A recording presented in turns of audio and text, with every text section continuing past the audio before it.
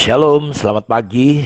Tuhan tidak pernah meninggalkan kita. Dia baik, akuilah dia dalam segala laku kita. Dia pasti akan meluruskan jalan-jalan di kehidupan kita. Karena itu jangan anggap diri kita pintar dan bijak, tapi percayalah kepada Tuhan. Karena itu kita terus membangun hidup kita, menggali dalam-dalam, dan meletakkan hidup kita di atas kebenaran firman Tuhan. Karena saya percaya bahwa salah satu kunci yang perlu kita bangun sungguh-sungguh dalam hidup kita adalah pengenalan akan Allah. Pada mulanya adalah firman, firman itu bersama dengan Allah, dan firman itu adalah Allah sendiri. Di dalam Injil Lukas pasal 6 dikatakan bahwa orang yang bijak adalah orang yang mendengar firman, dia melakukannya. Dan dia diumpamakan seperti orang yang membangun, tapi nggak langsung membangun. Justru membangunnya bukan yang kelihatan dulu. Justru membangunnya yang tidak kelihatan. Dia bangun dalam-dalam ke dasar tanahnya sampai berjumpa dengan apa? Berjumpa dengan batu. Baru kita letakkan bangunan itu di situ. Barulah nanti angin, banjir, hujan datang, itu tidak jadi persoalan. Karena itu, apakah saudara masih membangun dalam-dalam hidup saudara dan menemukan Tuhan lewat firman-Nya? Karena pada mulanya adalah firman, firman itu bersama dengan Allah, dan firman itu adalah Allah sendiri. Karena itu jangan pernah bosan untuk belajar firman. Dan hari ini saya mendorong saudara untuk membaca Alkitab kita. Dari mana? Dari kitab Kisah Rasul pasal yang ke-11 ayat 1 sampai ayat yang ke-30. Lalu Mazmur pasal 135 ayat 1 sampai 21. Dan kitab Amsal pasal 17 ayat 12 sampai ayat 13. Kita masih terus sedang membangun tentang topik besar kita, memberi pengaruh atau influencer yang benar. Bagaimana dalam hidup kita harus memberi pengaruh yang benar. Sadar atau tidak sadar, hidup kita ini selalu memberi dampak. Entah itu positif, entah itu negatif. Karena itu di dalam kitab Ulangan pasal 28 ayat 13 dikatakan bahwa Tuhan akan mengangkat engkau menjadi kepala dan bukan menjadi ekor. Engkau akan tetap naik dan bukan turun apabila engkau mendengarkan perintah Tuhan Allahmu yang kusampaikan pada hari ini, yang kau lakukan dengan setia. Tuhan mendesain kita untuk menjadi kepala, bukan ekor. Ya, karena itu kepala di sini, Bapak Ibu, bukan masalah jabatan, bukan masalah posisi, tapi kepala di sini bicara tentang sebuah dampak dan pengaruh.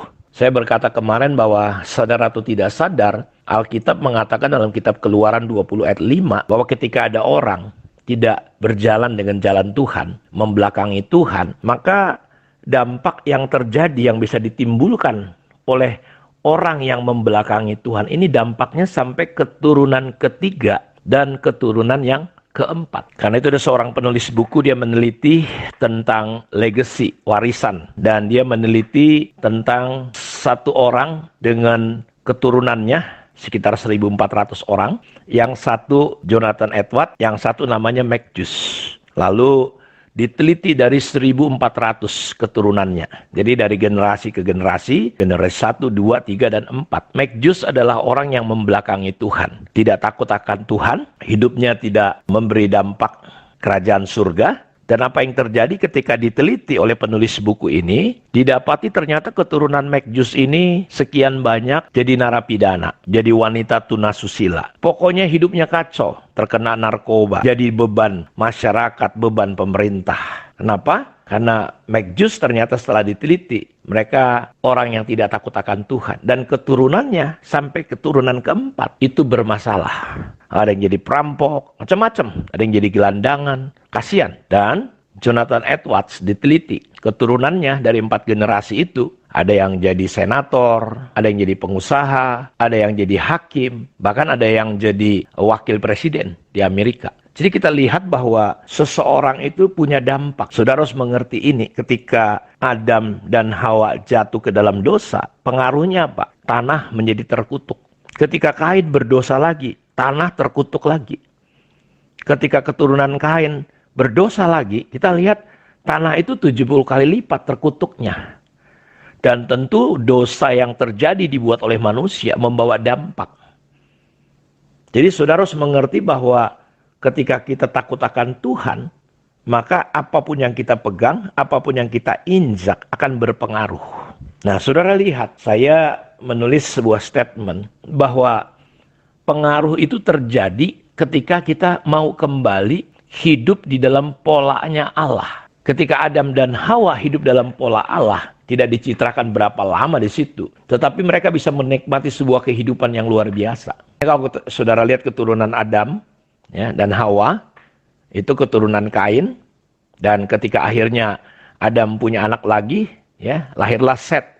Disitulah orang mulai memanggil Tuhan.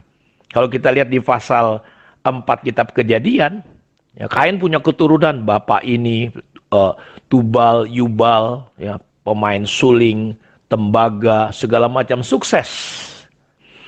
Jadi orang yang membelakangi Tuhan bukan berarti nggak bisa sukses secara lahiriah, tapi kita lihat bedanya keturunan Set, ya, Enos, ya, mereka berseru sama Tuhan. Yang dicatat umurnya, ya, panjang umurnya sekian, ditulis demikian rupa.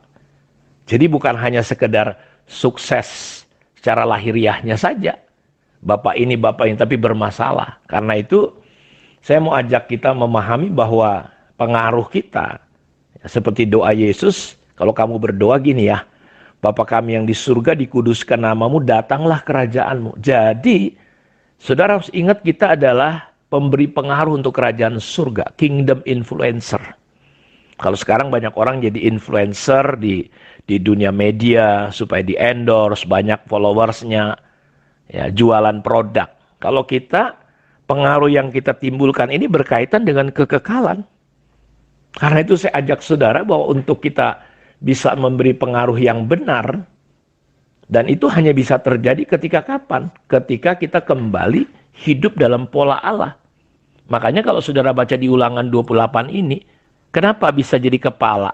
Naik bukan turun. Apabila engkau mendengarkan perintah Tuhan Allahmu, dan apa yang disampaikan hari ini kita lakukan dengan setia. Di ayat 1-nya dikatakan, jika engkau baik-baik mendengarkan suara Tuhan Allahmu dan melakukan dengan setia segala perintah yang kusampaikan kepadamu pada hari ini, maka Tuhan Allahmu akan mengangkat engkau di atas segala bangsa di bumi. Terus begitu sudah akan dengar. Jika kita baik-baik mendengar suara Tuhan. Jadi ketika Adam dan Hawa hidup di dalam polanya Allah, mendengarkan firman, mereka punya pengaruh yang bisa untuk menaklukkan dunia ini. Tapi sayang, iblis menipu mereka. Iblis berkata, kalau kau makan buah ini, kau akan jadi seperti Allah. Padahal manusia sudah jadi seperti Allah. Manusia tidak ditentukan hidup untuk mengerti baik dan jahat. Manusia didesain untuk belajar hidup dalam pola Allah. Pola Allah adalah mendengar suara Tuhan dan taat. Karena itu kalau saudara ingin memberi dampak, bisa memulai pengaruh dalam hidup saudara, coba kembali dalam koridor Allah. Hidup dalam pola Allah. Hidup di dalam tunduk dan taat, sikap hati kita, ya, mutlak kepada Tuhan, tunduk dan taat. Nah, ini yang coba kita kembali kepada pola Allah. Makanya ketika kita mau masuk dalam pola Allah, jalan pertama adalah kita bertobat, berbalik kepada Tuhan. Saudara harus kembali ngikutin polanya Allah. Jangan lagi ikutin pola kita. Kita harus bertobat, berbalik kepada Tuhan. Nah, kiranya renungan ini bisa menolong kita untuk ke depan kita belajar bagaimana kita bisa memulai sebuah pengaruh dengan mengikuti pola Allah. Tuhan memberkati kita. Mari kita berdoa. Bapa, terima kasih. Berkati semua anak-anakmu. Lawat, sentuh, jamah dimanapun mereka berada. Ketika mereka mendengar dan ikut berdoa hari ini, Tuhan menyembuhkan yang sakit. Tuhan memberi keteguhan, kekuatan di hati mereka. Buka jalan untuk jalan-jalan yang tertutup ya Tuhan. Terpujilah Engkau Bapa. Dalam nama Yesus kami berdoa. Amin. Kiranya Tuhan memberkati kita semua. Shalom.